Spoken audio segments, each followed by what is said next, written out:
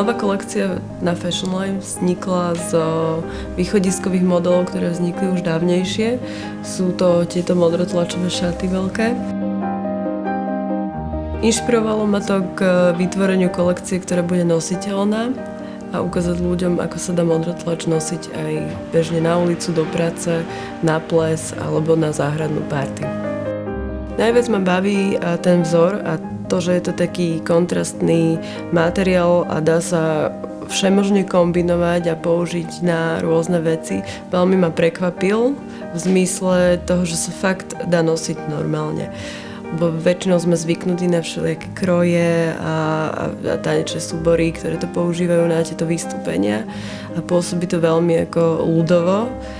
A mňa to prekvapilo, že sa to dá použiť naozaj do súčasnej modernej doby a by som povedala, že až nadčasovo, že to môžeme nosiť aj ďalších 10 rokov. To je materiál, ktorý mám ešte po svojej babičke.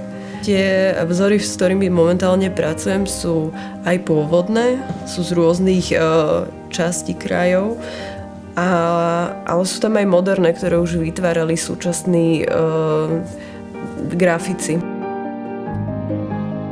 Ako kedysi mali ľudia potrebu sa krajšie obliekať alebo inak, tak si vymysleli modrotlač.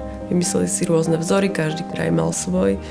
A my máme dnes tiež túto možnosť, každý si môžeme vytvoriť vlastný vzor a môžeme v tom pokračovať. Myslím si, že v súčasnosti je aj trendom oceňovanie krásnych vecí, ktoré vznikli v minulosti a veci, ktoré majú svoju históriu.